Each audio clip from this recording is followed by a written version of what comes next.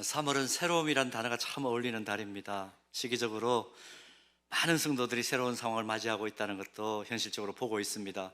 학교를 다니는 학생들은 진급을 하고 새로운 학교에 입학을 했습니다. 또 새로운 일터로 진출한 그런 믿음의 지체들도 있고요. 또 결혼을 앞두고 있는 그런 지체들도 있습니다. 다양한 영역에서 지금 새로운 길을 걸어가고 있는 그런 상황입니다. 지난 주일날 제가 참 감동적인 경험을 했습니다. 우리 믿음마을은 대학부죠. 그 위에가 이제 26살부터는 이제 소망마을, 그 위에는 46부터는 어디입니까? 사랑마을. 예. 그 위에는 또 사랑 플러스 또 싱글로 있는 공동체들 모임이 있는데, 이 믿음마을 이제 대학 처음 들어온 지체입니다. 저한테 쭈뼛쭈뼛 다가오더니 이렇게 말합니다. 목사님, 제가 3월 1일부터 이제 지방에 가서 학교를 다녀야 되는데 저를 위해서 한번 기도해 주실 수 있을까요? 이렇게 얘기를 하더라고요. 보통 부모님 손에 이끌려가지고 마지못해 오는데, 이 친구는 아주 진지한 표정을 하고, 제가 그 표정을 잊을 수가 없습니다. 저를 위해서 기도해 주실 수 있냐고. 그래서 형제를 안고 부둥켜 안고 기도를 했습니다. 그런데 기도를 올려드리는 제가 더 은혜를 받았어요. 제가 더 은혜를 받았습니다. 가슴이 뭉클해지고 눈시울이 뜨거워지는 그런 경험을 했습니다. 오히려 제가 격려를 받은 거죠. 한 주간 내내 그 형제의 얼굴이 떠나지를 않습니다. 계속해서 제가 새벽에 기도할 때마다 형제를 위해서 정말 새로운 환경에 들어가서 하늘 지혜 받아서 또 꼭 필요한 사람들 만날 수 있도록 그렇게 기도를 한 주간 동안 계속 했습니다. 커뮤니케이션 전문가들이 그런 얘기를 합니다. 우리가 사용하는 의사소통 방법에는 언어적인 의사소통이 있고 비언어적인 의사소통이 있다, 그렇게 말하죠. 말로 하는 의사소통만이 아니라 느낌이 있고 공감할 때 서로가 격려가 되고 힘을 얻는 그런 상황들을 우리가 종종 경험을 합니다. 공동체가 발전하는 것도 이 비언어적인 의사소통이 원활할 때 공동체가 성숙하고 발전하는 것 우리가 잘 알고 있습니다. 가정만 봐도 그렇지 않나요? 가정에서 아내가 남편에게, 남편이 아내에게, 부모님이 자녀들에게, 또 자녀들은 부모님들에게 서로 격려자가 되면 말을 하지 않아도 함께 얼굴을 바라보는 것만으로도 힘을 얻고 격려가 된다면 얼마나 좋겠습니까? 불확실성이 난무하는 치열한 삶의 현장에서 늘 꼿꼿이 서려고 몸부림치는 우리 가장들, 집에 들어왔을 때 100마디 1000마디 아이들이 말을 하는 것보다도 그냥 품에 와락 뛰어들어서 안길 때 그 오는 그 기쁨과 모든 스트레스가 또 억눌린 감정들이 날아가는 그런 경험들 우리 하지 않습니까? 하루 종일 떨어져 있다가 이제 귀가한 남편이 아내에게 슬쩍 말을 던집니다. 집안일 하기 참 힘들었지. 그 한마디 때문에 얼굴에 기쁨의 미소가 번지는 그런 경험도 하게 됩니다. 우리 자녀들 무한 경쟁 사회 시스템에 내몰려 있다가 그래도 집에 가면 나를 따뜻이 안아주는 부모님이 계시다. 또 언제나 미소로 잔잔하게 내가 너 기도하고 있다, 이렇게 말씀하시는 할머니 할아버지가 계신 것을 본다면 절대로 그런 자녀들은 엇나가지 않을 것입니다. 교회도 마찬가지입니다. 인생을 살다 보면 우리가 삶에 오르막도 있고 내리막도 있잖아요. 우리가 다 생활인들입니다. 근데 교회에 오면 우리가 마음껏 기도도 하고 찬양하기도 하고 온 회중들이 하나님 앞에 찬양을 올려드리면서 영적인 해가람을 얻기도 하지만, 교회 안에 또 하나의 작은 교회인 사랑방, 그 안에서 서로 깊이 있게 이야기 나누고 신뢰할 수 있는 사람들과 함께 깊이 있는 기도 제목을 나누고 실제적으로 기도 응답을 받는다면 얼마나 영적으로 생기가 일어나겠습니까? 삶의 활력도 일어날 수 있죠. 주님 오실 때까지 함께 울고 함께 즐거워하면서 서로를 깊이 신뢰하며 아끼고 격려하는 가운데 우리가 함께 성장하는 것을 누리게 될 것입니다. 여러분, 사람은 절대로 혼자 사는 존재가 아닙니다. 하나님께서 아예 우리를 창조하실 때 관계지향적으로 지으셨죠. 힘들고 어려울 때, 실망하고 좌절하는 그런 상황이 생겼을 때, 누군가에게 기대고 싶을 그때에 주변 사람들에게 우리가 기대하는 말과 태도가 무엇입니까? 그거 봐라, 내 그럴 줄 알았다. 밥맛이 싹 달아나죠. 네가 뭘 잘못해서 그런 거야. 그런 판단의 말 우린 듣고 싶어 하지 않습니다. 잘할 수 있어. 지금 실패했지만 그게 아마 약이 될 거야. 우리 다시 한번 해보자. 필요하다면 내가 하여튼 할 수 있는 대로 도와줄게. 이런 격려의 말과 행동을 우리는 기대합니다. 리더십 전문가인 잔 맥스웰 목사님이라는 분이 계신데요, 이렇게 표현합니다. 격려는 우리 영혼의 산소와 같다, 그렇게 표현을 합니다. 옳은 말이라고 여겨집니다.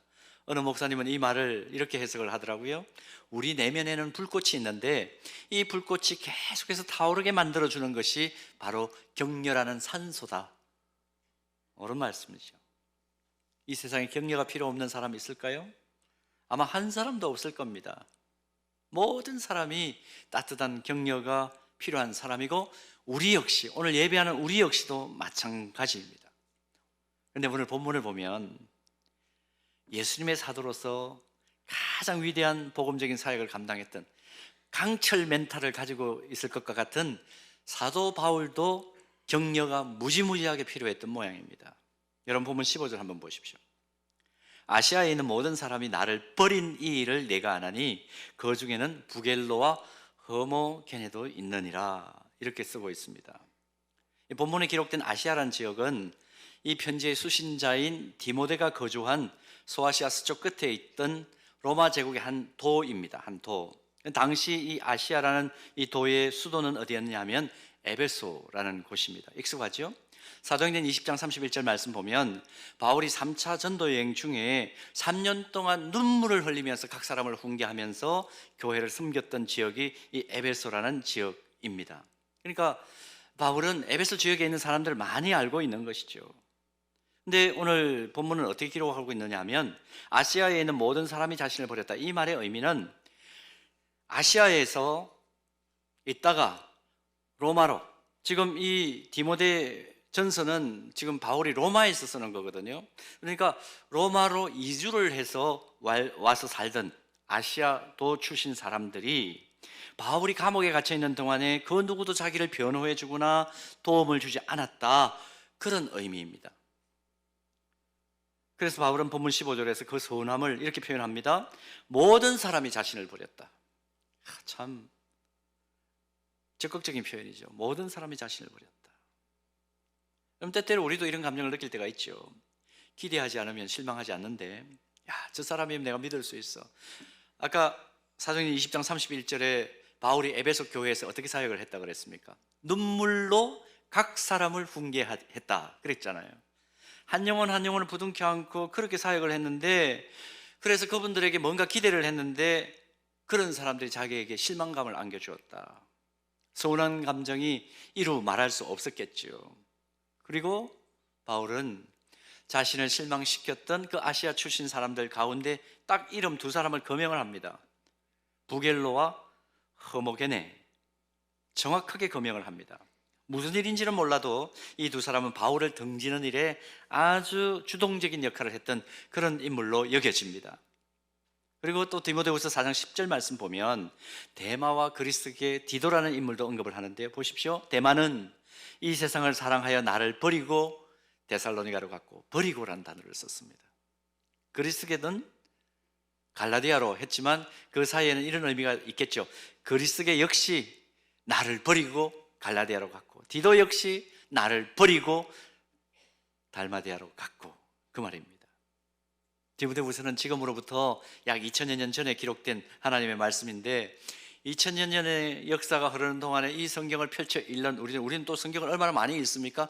읽을 때마다 이 데마, 이 그리스게, 이 디도, 이런 생각을 할 수밖에 없도록 이 사람들은 역사 속에서 아주 부정적인 인물로 기록되어 있습니다. 이런 점에서 우리가 후대에 전달되어야 될 그 역사 기록책 속에 어떤 인물로 우리의 이름이 거명되느냐 하는 것은 대단히 중요한 것임을 확인합니다. 자, 그런데 오늘 본문을 보면 이런 사람들과는 달리 주목할 만한 한 인물을 바울이 언급을 합니다. 에베소 교회 성도라고 밝혀준 오네시보로라는 인물이에요. 오네시보로, 이름의 뜻이 뭐냐 하면 이익을 취한다, 그런 뜻입니다. 이익을 취한다. 그런데 본문 16절에서 18절 말씀을 보면 이 이름의 뜻과는 달리 모든 사람이 감옥에 갇힌 바울을 배반하는 그 상황 속에서 적극적으로 바울을 격려합니다. 당대 로마 제국의 반역자로 어둡고 사람을 주눅들게 만드는 감옥 속에 갇혀있던 이 죄수인 사도 바울 찾아가는 거 쉽지 않았을 겁니다.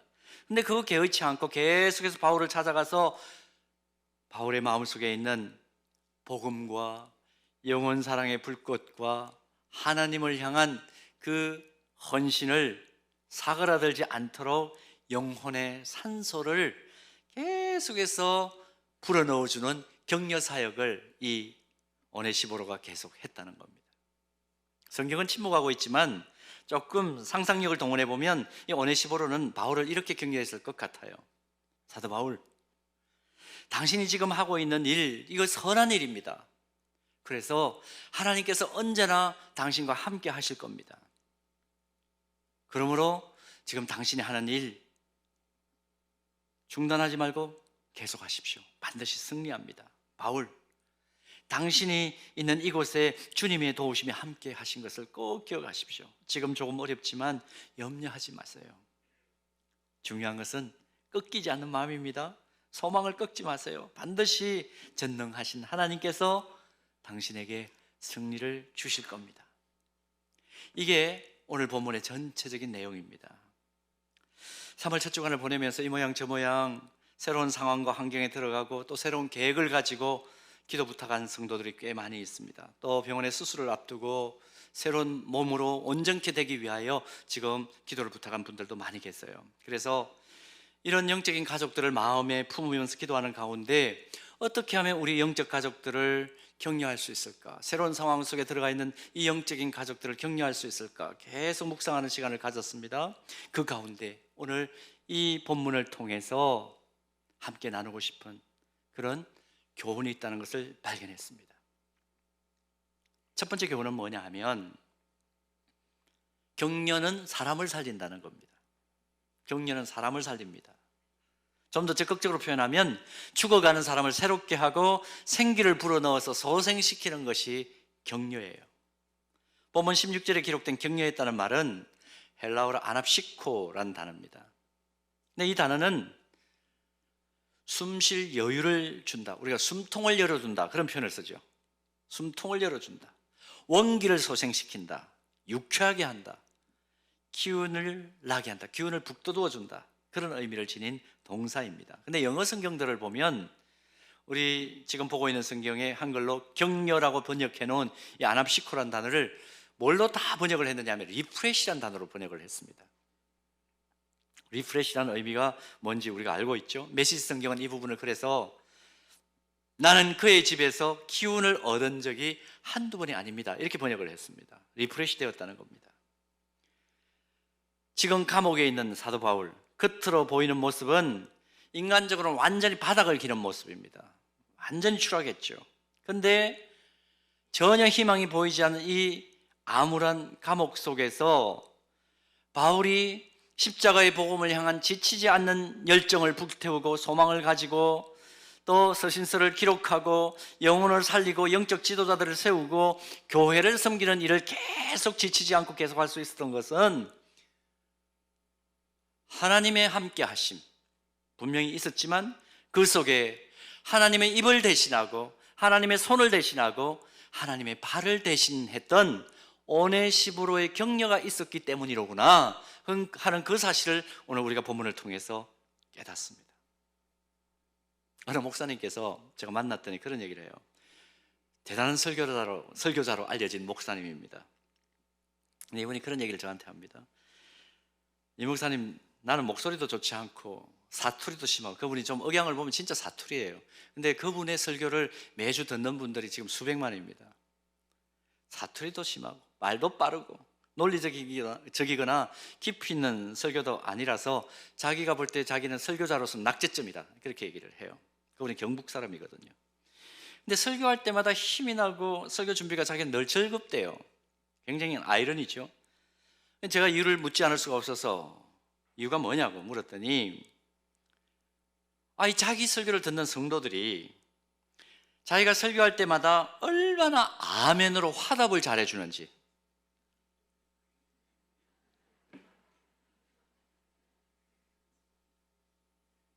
그 성도들의 아멘 때문에 그 어떤 말로도 받을 수 없는 격려를 받는다는 것입니다. 그래서 자신에게는 설교나 설교 준비가 짐이 아니라 기쁨이래요. 자랑처럼 하더라고요. 거기까지 1절만 했으면 좋겠는데 2절을 저한테 또 합니다. 그러면서 저에게 서현교회도 그렇지? 그렇게 물어요.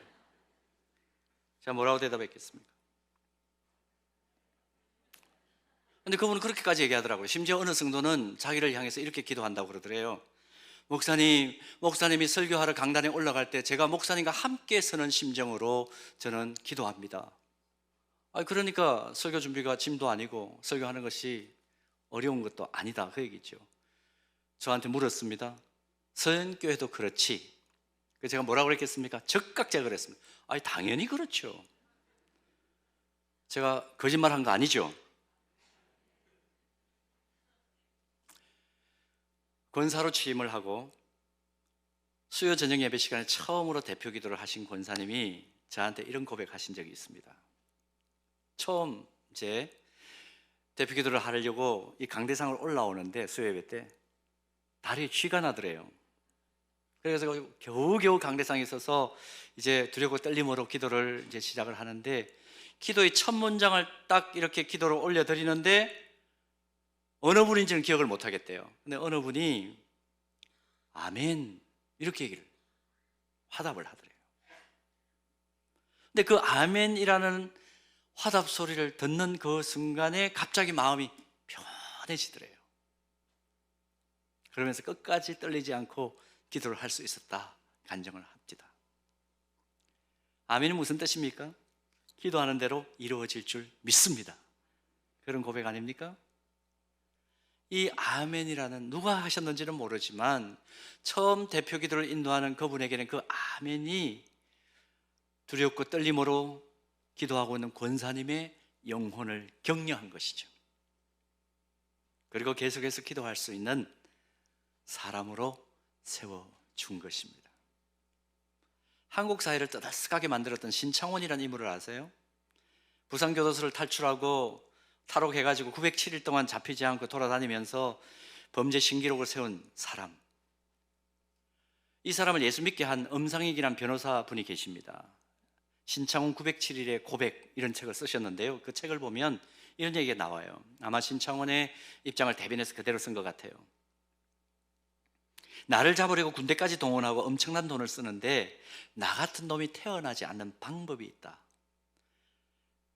나는 초등학교 때 선생님이 너 착한 놈이다, 머리 한 번만 쓰다듬어 주었으면 난 여기까지 오지 않았을 것이다.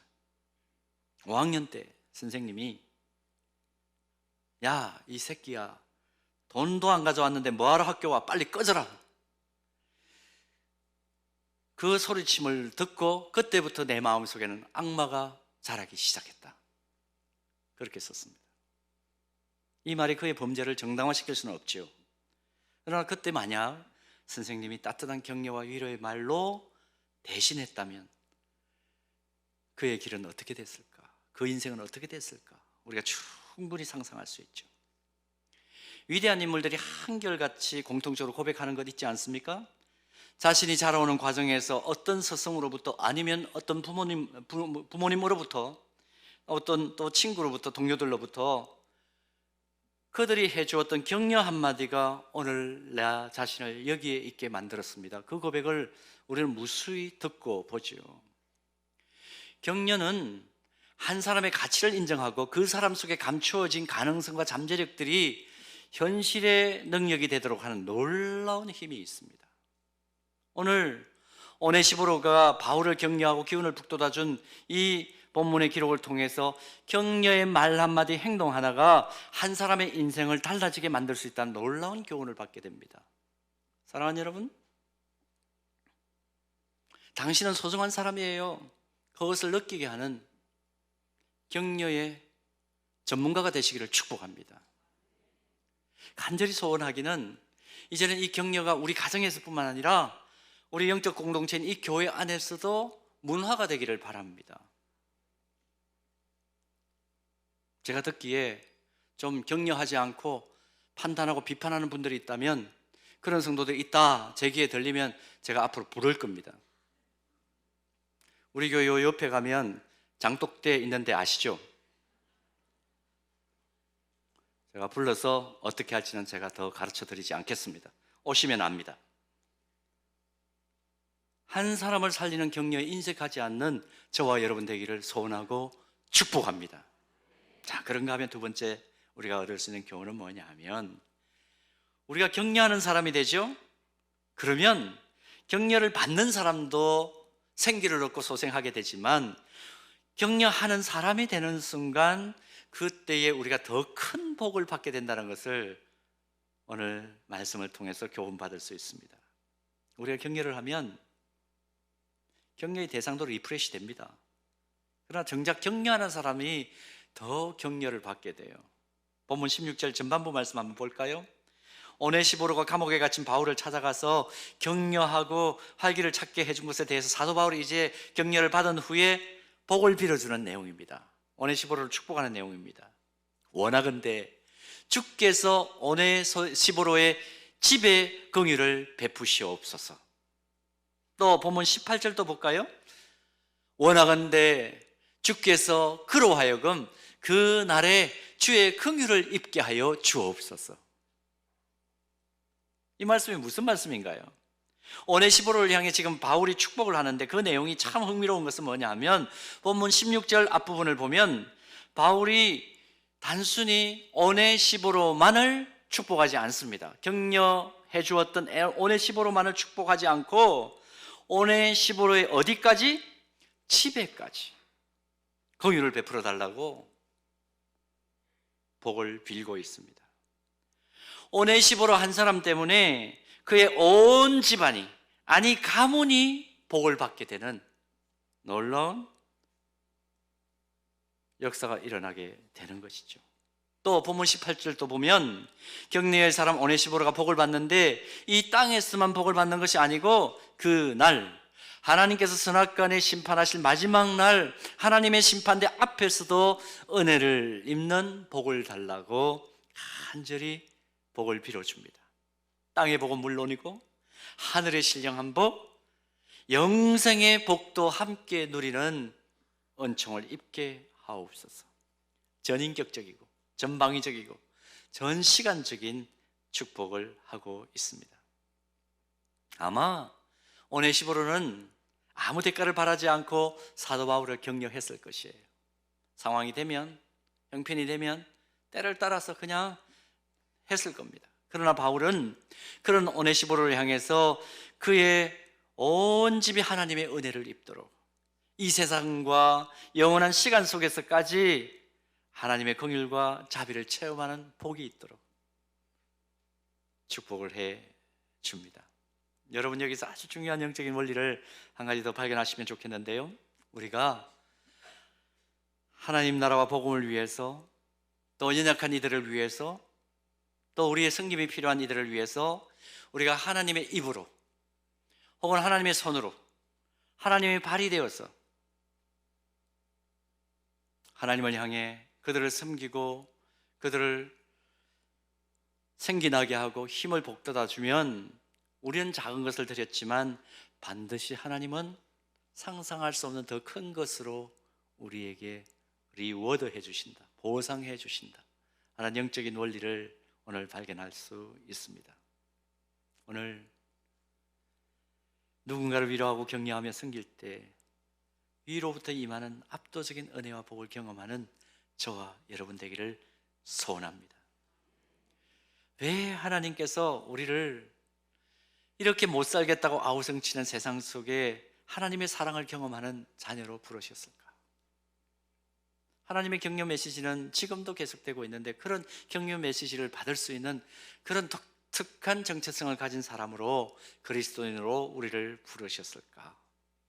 이유가 뭘까? 여러 가지 이유가 있지만 한 가지 분명한 사실은 오늘 본문을 통해서 확인하는 것은 우리를 격려하는 사람으로 세우시기 위하여, 서로가 서로를 적으로 알고 있고 그 사람을 짓밟아야만 자기가 올라갈 수 있다고 생각해서 빈틈이 보이면 여지없이 치고 들어오고 제거해버리는 이 험악한 세상 속에 왜 우리를 하나님의 자녀로 부르셨을까?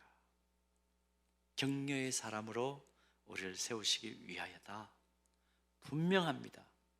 우리가 사랑하는 가족들, 이 교회에서 함께 신앙생활하는 성도들, 직장에서 만나는 직장 동료들, 학교를 다닌다면 학교의 학우들, 또 친구들, 아직은 신앙생활 하지 않지만 반드시 주님 앞에 돌아와야 될 내가 사랑하는 그 누구? 십자가의 사랑과 은혜를 알고 예수 그리스도의 심장을 가진 그리스도의 보혈로 새로운 능력을 받은 우리가 그들을 격려하도록 하기 위해서 하나님께서 나를 이 세상에 호흡을 주시고 능력도 주시고 전문성도 주셨구나, 그 사실을 기억할 필요가 있습니다. 우리가 그들을 격려하지 않으면 이 험악한 세상 속에 그들은 격려받을 기회가 없습니다. 그러므로 만나는 모든 이들을 축복하고 격려하는 소명을 받은 사람들이 바로 저와 여러분들이라는 것 잊지 않게 되기를 바랍니다. 이 험한 세상 속에서 눈물의 국에 상처의 밥을 말아먹고 사는 세상 사람들을 변화시킬 수 있는 키를 쥐고 있는 사람, 그러므로 누구입니까? 아직도 대답을 못 하시겠습니까? 다시 한번 여쭙습니다. 정중하게. 자, 눈물의 국에 상처의 밥을 말아먹고 사는 사람들이 세상 사람들이라 그랬습니다. 이 세상 사람들을 변화시킬 수 있고 그들을 끊임없이 격려하며 세울 수 있고, 그래서 이 세상을 천국으로 변화시킬 수 있는 견인차가 누구입니까? 다시 한번 여쭙습니다. 누구입니까? 누구입니까? 한 분만 더 대답하도록 제가 여쭙습니다. 대답 안 하시면 오늘 집에 못 가십니다. 누구입니까? 그래요, 저와 여러분들입니다. 저와 여러분들이에요. 근데 대답은 했는데 자꾸 마음속에 한켠에 이런 생각 올라오시죠? 난 못해. 죽어다 깨나도 못해. 아무리 격려가 사람을 속생시키는 그런 위력이 있다 하더라도 나도 지금 힘들어 죽을 판인데 격려는 무슨 격려냐고. 여러분 혹시 이런 생각이 올라오시나요? 성경을 봅니다. 히브리서 10장 24절 25절 우리 다 같이 한번 크게 읽겠습니다. 다 같이요. 서로 돌아보아 사랑과 선행을 격려하며 모이기를 피하는 어떤 사람의 습관과 같이 하지 말고 오직 권하여 그날이 가까움을 볼수록 어떻게 하자? 어떻게 하자? 더욱 그리하자. 더욱 격려하며 살자. 이 말씀이 우리에게 주어진 것은 하나님께서 그렇게 살기를 원하시고 또 그렇게 살 수 있도록 능력을 주시기 때문이라는 것을 오늘 믿고 세상을 향해 나아갈 수 있기를 축복합니다. 특별히 성경을 보면 하나님 보혜사 성령님을 통해서 우리를 늘 이렇게 격려하세요. 제가 요약해서 빠르게 한번 말씀을 드려볼게요. 나는 불가능합니다. 그렇게 고백하면 하나님은 모든 것이 가능하다. 그렇게 격려해 주세요. 저 너무 지쳤어요. 그렇게 고백하면 내가 너를 쉬게 하리라. 격려해 주세요. 하나님, 저 누구도 나를 사랑하지 않아요. 그렇게 고백하면 내가 너를 사랑한다. 어디까지? 죽기까지 너를 사랑한다. 앞이 캄캄해요. 고백하면 내가 너 갈 길 인도하마. 말씀해 주십니다. 내 형편을 보면 주님, 저는 제 자신 용서하지 못하겠어요. 그렇게 고백하면 하나님께 말씀합니다. 내가 너를 용서하리라. 격려해 주십니다. 너무 힘들어서 헤쳐나갈 수 없는 그런 상황 속에 있나요? 하나님 어떻게 해요? 그렇게 고백하면 내 모든 필요를 내가 채워주마. 하나님 격려해 주세요. 하나님, 저는 항상 걱정이 많고 좌절해요. 그러면 하나님 뭐라고 격려하시나요? 너희 염려를 다 내게 맡겨버리라. 말씀하시죠. 너무 외로워요. 저는 혼자예요. 말씀하면, 고백하면 하나님 말씀합니다. 내가 너를 떠나지도 아니하고 버리지도 아니하리라. 격려해 주십니다. 사랑하는 여러분, 날마다 우리는 하나님의 이런 격려를 받고 사는 사람입니다. 그러므로 하나님께서 우리를 왜 거친 세상 한복판에 세워두시고 때때로는 우리 가정에 가장으로 세워주시고 어머니로 세워주시고 자녀로 세워주셨는지를 잘 기억하셔야 됩니다. 그 가정을 천국으로 변화시키는데 나를 격려의 사람으로 쓰시기 위하여 이 교회에 왜 나를 이 자리에 세우셨는지, 한 영혼 한 영혼을 격려하라고. 일터의 현장도 마찬가지입니다. 우리의 삶의 자리 모든 곳에서 마찬가지입니다. 하나님께서 오네시보로처럼 격려하는 사람으로 쓰시기 위하여 하나님의 입을 대신하고 하나님의 손을 대신하고 그 따뜻한 사랑의 손을 대신하고 하나님의 정의의 발을 대신하도록 하기 위하여 우리를 세우셨다. 그 놀라운 사실을 기억하며 늘 격려의 사람으로 서는 저와 여러분 되기를 주님의 이름으로 축복합니다.